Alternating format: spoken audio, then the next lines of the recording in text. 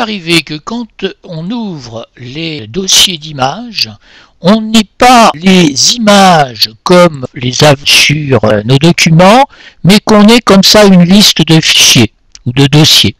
C'est le choix du mode d'affichage. On va cliquer ici sur les options et on va cliquer sur grande icône. Pour avoir les photos visibles, il faut cliquer ici et grande icône. Une fois qu'on a ce mode d'affichage, on va pouvoir trier nos photos. Alors si on considère que cette photo où le chat est à moitié coupé ne vaut pas la peine d'être conservée, on fait un clic avec le bouton droit de la souris sur l'image et dans le menu qui s'ouvre, on va cliquer sur supprimer.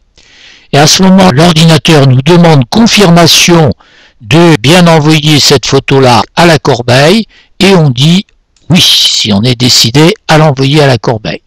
Et si par exemple on veut supprimer également celle-ci, pourquoi pas, eh bien on va également la supprimer et oui.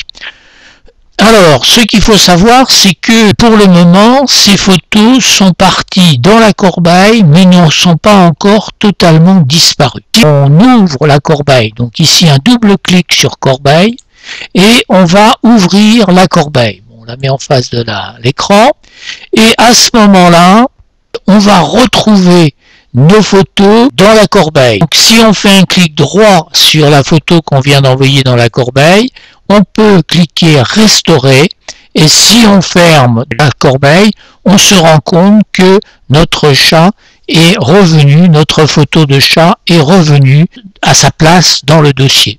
Par contre, la deuxième photo, nous ne l'avons pas restaurée, donc elle est toujours partie.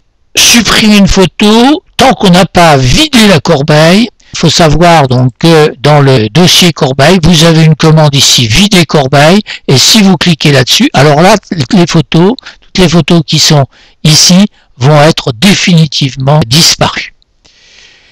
Autre commande importante, c'est quand les photos ont été prises avec l'appareil photo à la verticale, qu'elles apparaissent comme ça de travers, ce qui n'est pas très pratique. On va faire un clic droit aussi dessus, sur la photo concernée, et ici on va faire pivoter vers la droite. Pivoter vers la droite, voilà, la photo se redresse. Si on en a plusieurs comme ça, qui sont dans le même cas, on va appuyer sur la première, on va enfoncer la touche CTRL, la touche contrôle en bas à gauche du clavier, et on va cliquer sur les autres photos qui sont concernées par le même changement de position. Et une fois qu'on a sélectionné toutes les photos qui nous intéressent, on va cliquer sur l'une d'elles avec le bouton droit.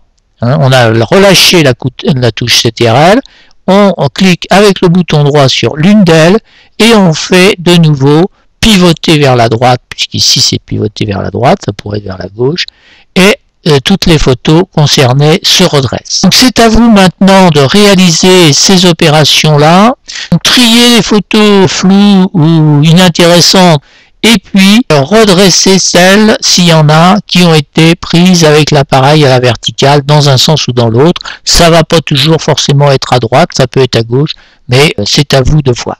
Bon, c'est à vous de faire, je vous dis bon courage.